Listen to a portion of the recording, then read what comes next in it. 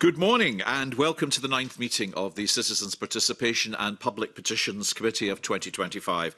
And our first item is the usual dry business item of the committee agreeing to take agenda items 4, 5 and 6, where we'll be considering our draft report on the participation blueprint, our annual report and also the end of session working. Are we agreed to take that in private? We are. That brings us to item 2, which is a consideration of continuing petitions. And with just less than a year of the Parliament left to run, obviously the ability of the committee to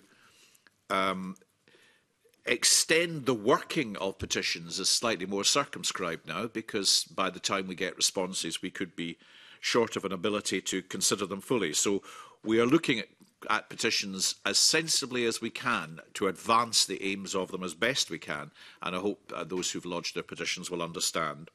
We are now looking at petition number 2020, which is to provide fertility treatment to single women.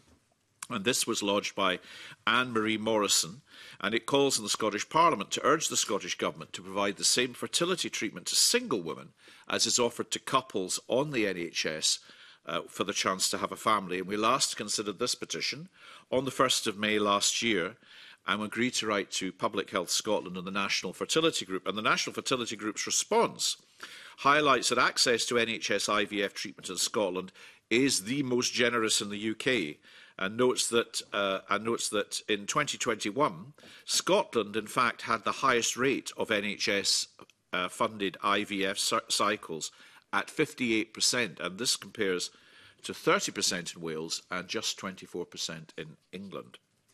In April last year, Public Health Scotland presented its modelling work, which aimed to increase understanding of the eligibility, the demand and the cost implications for changes to national access criteria for NHS fertility treatment, including both IVF treatment and intrauterine insemination for single people. Now, the National Fertility Group's submission states that further work is still to be done in order to understand capacity implications. But the group will then discuss the modelling implications and consider at that point whether a change recommendation could be supported in the medium to long term. So there's quite a lot of work going on, in the light of which do colleagues have any suggestions for action? David Torrance? Oh, it's Fergus Ewing. Yes, thank you, Convener. I note that the two responses we've had are from the National Fertility Group, which was the 4th of July last year, but also from Public Health, which was just on the 8th of May, barely 2 weeks ago.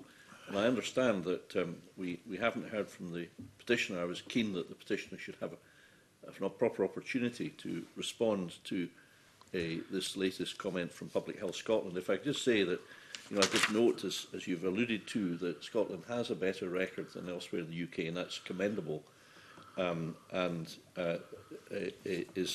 is a matter of some satisfaction.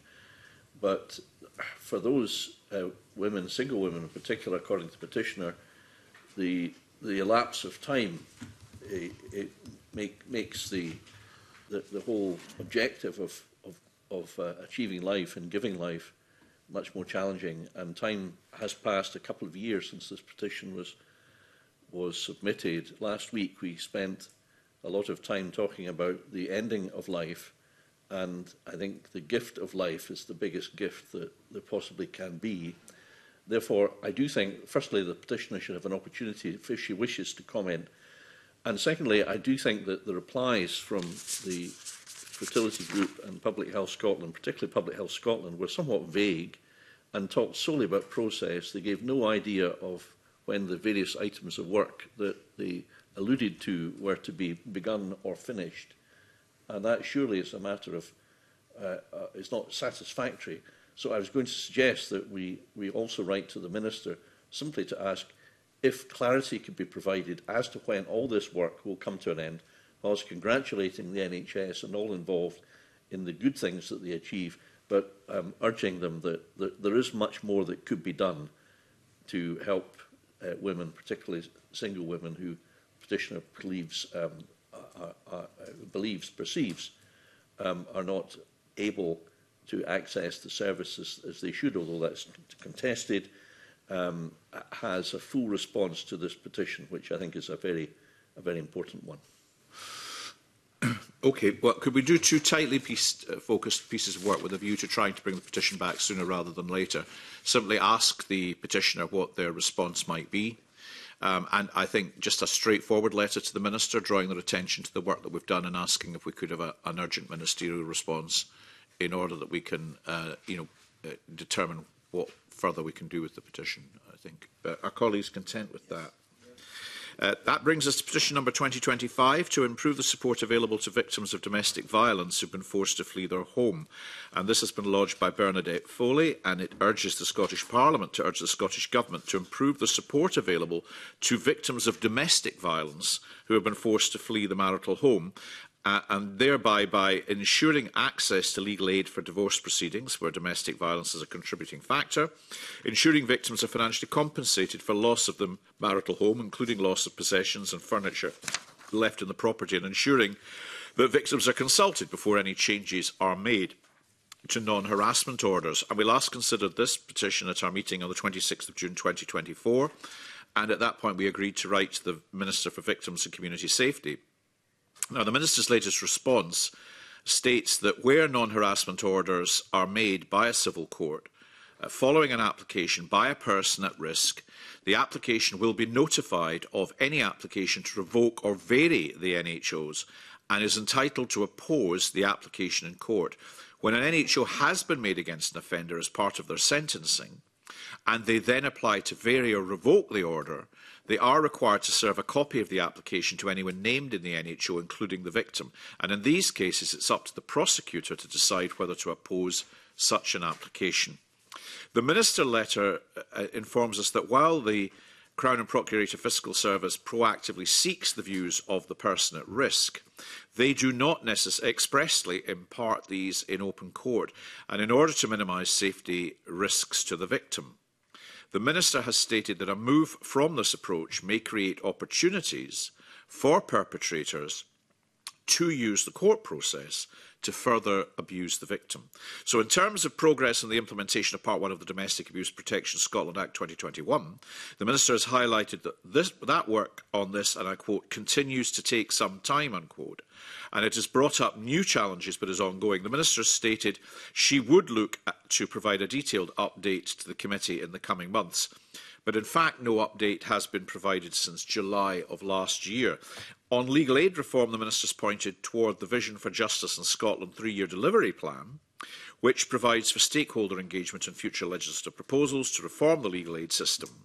At the time the Minister last wrote to the committee, it was intended that this work would commence in early course, but it's worth noting that the Scottish Government's recently published legislative programme for 25-26 does not include a proposed bill on legal aid reform, and stakeholder engagement is therefore ongoing. In the light of all of this, do colleagues have any suggestions for action? Fergus Ewing? Yes, thank you, Convener. This was the other petition that received my detailed attention, and I do think that the Minister's statement was fairly positive, but it's now almost a year old, and in it stated that work was to commence in early course. But as you say, Convener, the programme for government has no reference to this legislation, and therefore it's not clear whether the work is commenced or is to be commenced. I therefore would suggest we do two things. Firstly, write to the Minister to seek clarity and an update on the submission of the 29th of July, and in particular whether the work has commenced, the work that's referred to in the last paragraph of the letter, which was the government intends to commence this engagement in early course. And secondly, the petitioner's response on the 30th of July does thank the Minister, and I recognise the Minister's concern and helpfulness towards the committee in this regard, but raises a very interesting point about whether victims are themselves able to apply to an extension of the non-harassment order.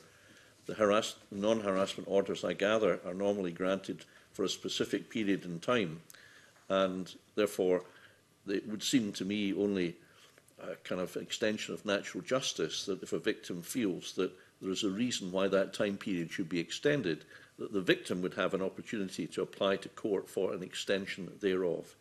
And therefore, I'd be grateful if, when in writing to the Minister, we can inquire of the Minister whether or not it is the case under the law at the moment, under the Act of a Journal non-harassment criminal orders of 1997, I think from memory, is the law, whether or not that allows for the victim to make such an application, and if not, whether that would be part of the legislation that the Minister is considering to bring in and to consider an early course. Are colleagues content to pursue the petition on that basis? Thank you.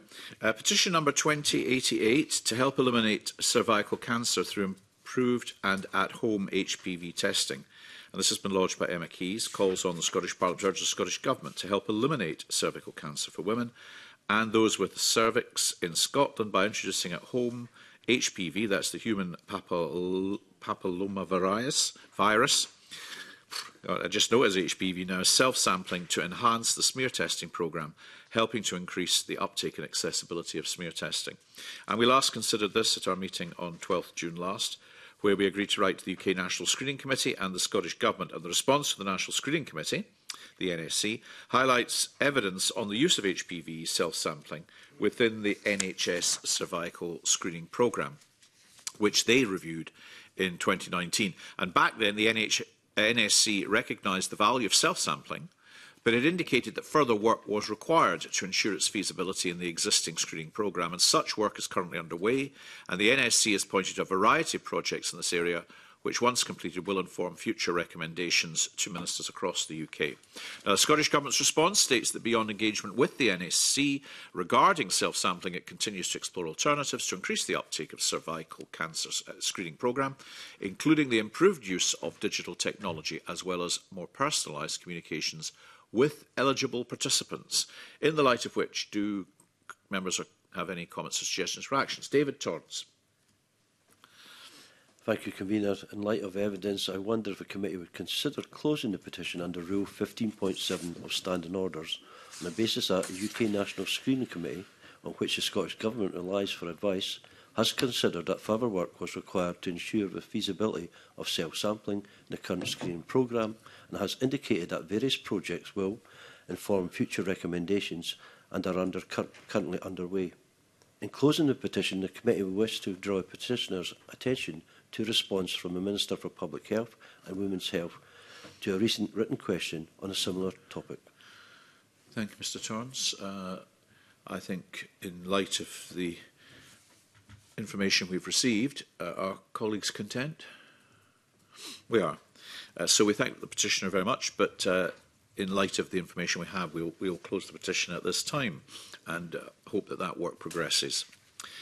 Petition number 2093 is to review and update the Scottish Ministerial Code lodged by Benjamin Harrop, and it calls on the Scottish Parliament to urge the Scottish Government to review and update the Scottish Ministerial Code to put the code under statute, to enable the independent advisers to initiate investigations, and if the First Minister decides to go against the independent adviser's advice, a statement should be provided to Parliament, to set out the sanctions for breaches other than misleading Parliament, to allow independent advisers to make recommendations for changes to the code, to rename, in fact, the independent adviser position to make it clear there is no judicial involvement, and to require ministers to make a public oath or commitment to abide by the code. And we last considered this on June 26th last, where we agreed to write to the First Minister. In particular, the committee's letter sought clarification of what consideration the First Minister had given to updating the ministerial code since taking office, and had asked him to set out the process for appointing independent advisers on the ministerial code, including whether any consideration was given to how long they should remain in post. And the First Minister's initial response confirmed his intention to publish an updated version of the ministerial code, and it indicated that the length of service of independent advisers in the code was a matter agreed between the First Minister and the individual advisers. The most recent correspondence from the First Minister confirms the publication of an updated ministerial code, following the appointment of 3 independent new independent advisers. The First Minister's response states that, as per the updated code, those advisers can begin investigations into alleged breaches of the code without a referral from him, and that when a breach is established, the advisers can recommend appropriate sanctions. So the petitioner's response welcomes the changes that enable independent advisers to initiate investigations and to recommend sanctions and changes to the code, while still highlighting concerns that the code has not been put under statute and there's no requirement on ministers to make a public commitment to abide by the code. The petitioner also raises concerns that designation of advisers as independent may cause confusion, with people believing that independent suggests a judicial role. But I mean, I do feel a certain amount of progress, some might say unexpected progress, has been made in the substance of the petition, and I wonder if colleagues have any suggestions for action. David Torrance. Thank you, Convener. Considering the petitioner's asks, and a lot of his asks have been met, I wonder if a committee would consider closing the petition under Rule 15.7 of Standing Orders on the basis that the Scottish Ministerial Code has been reviewed and updated, taking into account the main asks of the petition. Fergus. Well, I wouldn't oppose that, because I think a lot of progress has been made and a lot of the points the petitioner has raised have been answered. I'll just note the fact that in the petitioner's response of the written of 5th of May, just hot off the press, he does set out very clearly his response to each, and I think some of the points he makes have certainly have substance, and others may do. So I just say that I don't think there's much more we can do with this petition in the remaining time available to us of this session, Convener. But I commend the petitioner for his forensic focus on the defects in the code, and to be fair, the responses have been relevant, but I do think that this is an area where the petitioner may wish to come back to Parliament in the next session after he's reflected further on the changes. Yes, I have the petitioner's response before me, and he has indeed gone back on each of the individual points. I think from our perspective, the code having just been reviewed by the First Minister and republished, it's not likely that there's going to be a further review at this time. But it may well be that in the next session of Parliament, circumstances could be different, and that these issues could once again be worth considering by whoever holds the office at that point. I don't think they're ever going to go away. No. Are we agreed then at this stage? We are. That brings us to petition number 2108, which is to obtain a second medical opinion before detainment under the Mental Health Care and Treatment Scotland Act of 2003.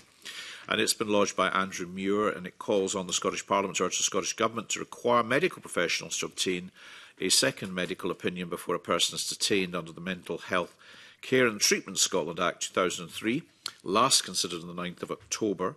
The Scottish Government's response to the committee states that it is confident that one medical opinion is sufficient for the granting of a short-term detention certificate because of the additional safeguards and patients' rights provided for in 2003. The petitioner and his wife Claire Muir have provided a joint written submission which details Mrs Muir's personal experience being under a short-term detention certificate.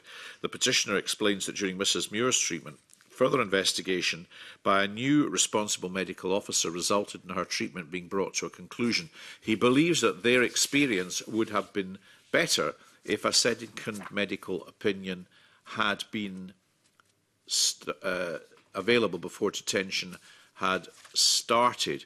I think the issues in this petition are familiar to many of us. The petition's been and the petitioners, I think, have drawn our attention to these matters on a number of occasions. But I wonder, given the Scottish Government's response, what we think we might do now. David Torrance. Thank you, Convener. In light of the Scottish Government's response, and I don't think they're going to change their mind on it, I wonder if we could close the petition under Rule 15.7 of Standing Orders on the basis that the Scottish Government is confident that one medical opinion is sufficient to grant a short-term detention certificate because of additional safeguards on parents' rights provided for in the Mental Health Care and Treatment Scotland Act 2003. Yes, and I mean, I read again the response from the petitioner and Mrs Muir, and you know, it isn't a happy experience, but the Scottish Government seem quite resolute about in their view. Are colleagues content or accept Mr Torrance's recommendation on this occasion at this point? We do. Thank you. So with some regret, actually, we feel we've got nothing further that we can't actually do in face of the government's response. Petition number 2111 to fund early learning and childcare from 9 months. This was lodged by Julie Fraser. The petition calls on the Scottish Parliament to urge the Scottish Government to provide families with financial support for early learning and childcare when their children reach 9 months old, and it was last considered on the 30th of October. The response highlights the Scottish Government's work with local authorities on a national improvement project, which will take focused action in 5 local authorities, as well as seeking out and promoting good practice to increase care uptake for eligible 2-year-olds. The Scottish Government's work on the early adopter community projects has continued, and the projects aim to tackle poverty and help families give their children the best start in life by expanding access to childcare services. The response confirms that some projects will directly support children from aged 9 months, but that firm data will only be available through future grant reporting and evaluation activity. So, in the light of that response, do we have any suggestions from the committee? Mr Torrance. Thank you, Convener. I wonder if the committee would consider closing the petition under Rule 15.7 of Standing Orders on the basis that the Scottish Government is working to expand early years and childcare through early adopter community projects in 6 local authorities, some of which directly support children aged 9 months, and working on a national improvement project which aims to seek out and promote good practice to increase uptake of eligible 2-year-olds. Thank you. And are the committee minded to accept Mr Torrance's proposal? Is that confirmed? It is. So again, we thank the petitioner for raising the petition with us. I hope that the response is actually something that's validated by experience, and the petitioner, of course, I hope will keep a note as to whether or not all of this transpires, and if not, will potentially bring the issue back in a future Parliament. That brings us to agenda item 3, which is the consideration of new petitions. And as always, just to confirm that those people who might be tuning in to see what's happening to the petition that they've lodged, we will, in the first instance, have sought 2 opinions, one from SPICE, the Scottish Parliament's independent research body, who give us a formal briefing on the issues raised by the petition, and also an opinion from the Scottish Government, a preliminary view from the Scottish Government. And as always, we seek those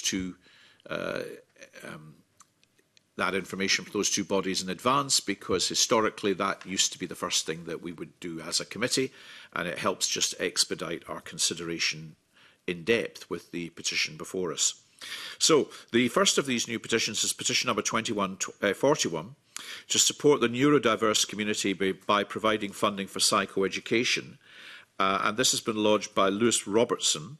The petition calls on the Scottish Parliament to urge the Scottish Government to improve the support available to the neurodiverse community by providing fully funded psychoeducation and sensory aids which allow for greater community integration pre- and post-diagnosis.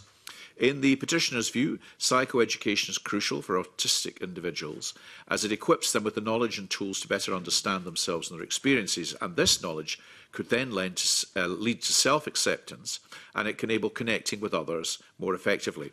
Now, as noted in the SPICE briefing, psychoeducation interventions are typically structured, fixed-term, condition-specific sessions for neurodiverse people, delivered by a qualified professional.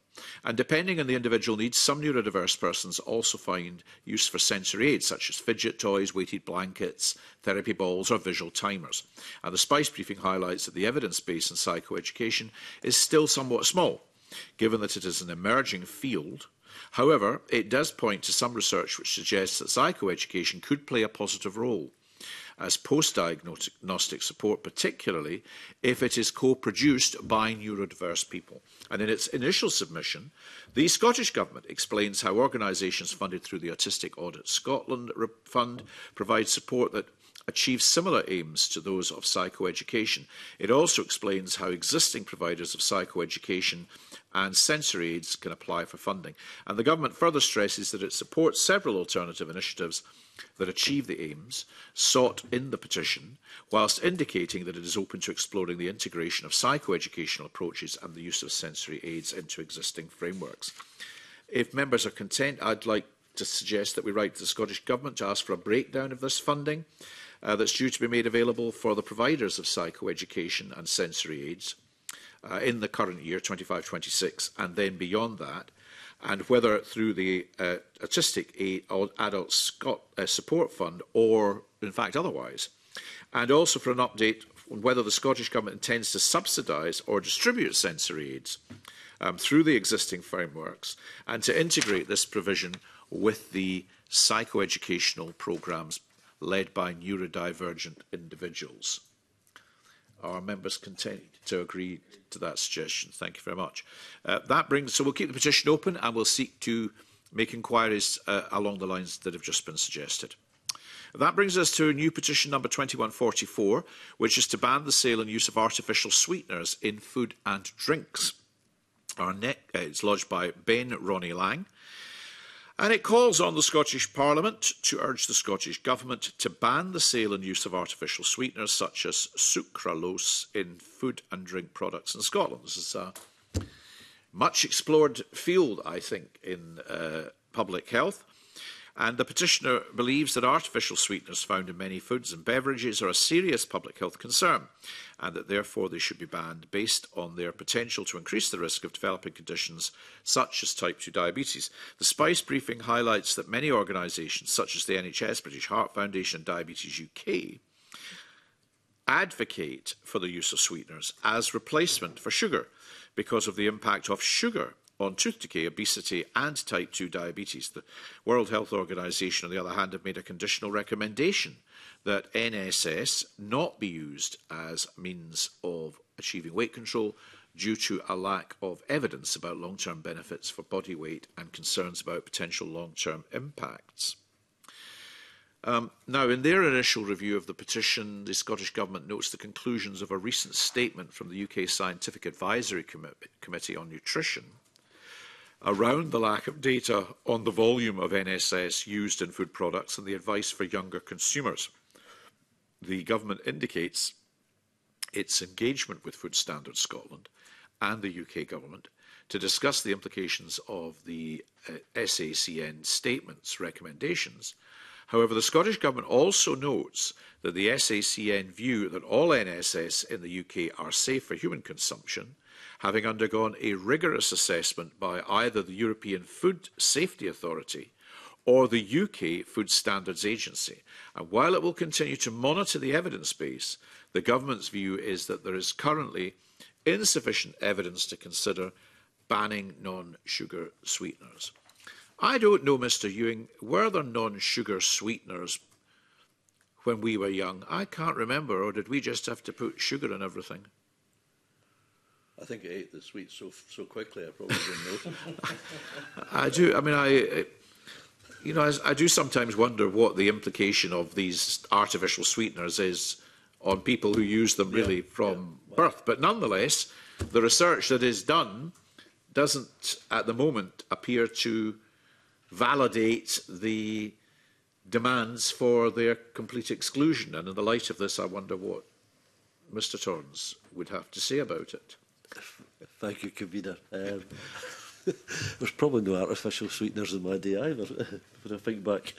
I wonder, in the light of research, if the committee would consider closing the petition under Rule 15.7 of Standing Orders, on the basis that the Scottish Government will not consider taking steps to ban the sale of non-sugar sweeteners in the light of the views expressed by the UK Scientific Advisory Committee on Nutrition, that NSS are safe for human consumption, having undergone safety assessments by the European Food Safety Authority or by the UK Food Standards Agency. The Scottish Government will continue to monitor evidence based relating to NSS, and it will work with Food Standards Scotland for reviewing SACN recommendations and assessing what those could mean for Scotland.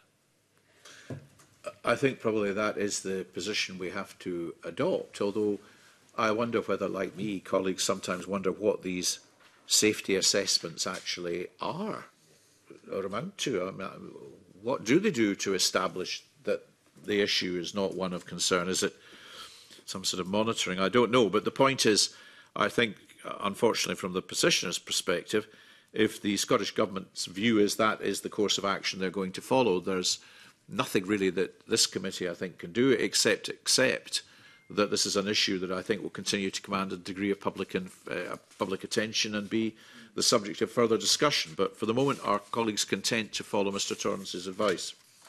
or recommendation rather. They are. Thank you. That brings us to petition number 2145, bringing in compulsory microchipping for cats in Scotland. This has been lodged by Gillian Brown, and it calls on the Scottish Parliament to urge the Scottish Government to make it compulsory for cats and kittens to be microchipped. The Scottish Government's Code of Practice for the Welfare of Cats recommends that all responsible cat owners should consider microchipping their pets as the best way of ensuring they can be reunited with their rightful owners. The Scottish Animal Welfare Commission published a report on responsible ownership and care of cats. The report recommends that Scottish ministers introduce legislation to require the compulsory microchipping and registration of owned cats. Now, the Scottish Government's response to the petition states that it is carefully considering these recommendations, as made in this report, and will engage with stakeholders ahead of any decision being made on what future direction the Government might recommend. The committee has received a written submission from Cats Protection, which highlights the public support for compulsory microchipping in England, which is now in force, and calls for its introduction in Scotland. Mr. Chowdhury.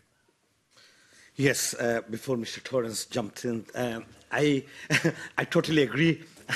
I totally agree with everything petitioner says. I think that should be compulsory because cat is not only a cat; it's a part of a family as well. And if it gets lost, and if that brings it back home, I think we all should support that. So I think we should write to the Scottish Government to ask whether, in light of the Scottish Animal Welfare Commission's report and the new requirement in England, it will introduce a legislation to mandate the microchipping and registration of cats in this parliamentary session. Do we have any idea how many cats there are?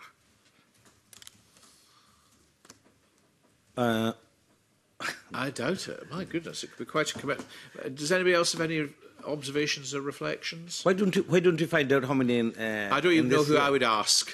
How many cats there are that would require to be microchipped? Would this be retrospective or on each new cat that was to be lodged into the domestic environment? But in any event, I think the government are considering these issues, and it's perfectly reasonable to try and establish as and when these considerations might lead to a recommendation. So are colleagues content to support Mr. Chowdhury's recommendation? Definitely.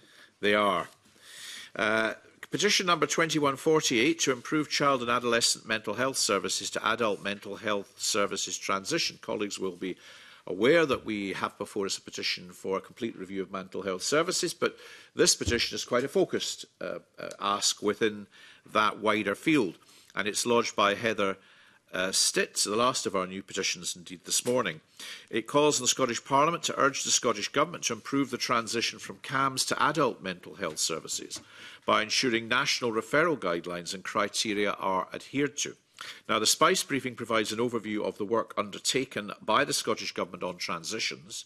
Research in 2016-2017 highlighted the need for improvements to training resources, service coordination, information access, and a proactive outreach to vulnerable individuals with additional support needs. The Minister for Social Care, Mental Wellbeing and Sports submission states that the Scottish Government expects health boards to consider and plan for transitions in services and care. The submission highlights the 2020 service specification, which sets out an expectation that the transition care planning guidelines is implemented and that CAMHS will have protocols in place to ensure robust transitions. The Minister's response also highlights the transition care plan guidance and template which were developed actually with the Scottish Youth Parliament. Sarah Boyack, MSP, our colleague, wished to join us this morning but is unable to do so, but we have instead received a written submission which questions how the Scottish Government monitors adherence to the guidelines and the service standards. And Ms Boyack states that without appropriate support or treatment, there is a risk that some young people will be unable to work or contribute to their communities. And she concludes that young people and their families should not feel abandoned or feel that they've been left in limbo. Do colleagues have any suggestions as to act? Mr. Chowdhury. I think we should keep this open and write to the Minister for Social Care, Mental Wellbeing and Sports to ask, in light of the expectations set by the Scottish Government, how it monitors implementation of the Transition Care Planning Guidance, CAMHS, Transition Protocols, and the Transition Care Plan template. Whether the Scottish Government has gathered feedback from young people and their families following transition between child and adult mental health services. Thank you. So, a recommendation to keep the petition open and to explore 2 specific lines of inquiry from Mr Chowdhury. Are colleagues content with Mr Chowdhury's suggestions? We are. So we'll keep the petition open and we will seek to advance by obtaining the information that we have sought.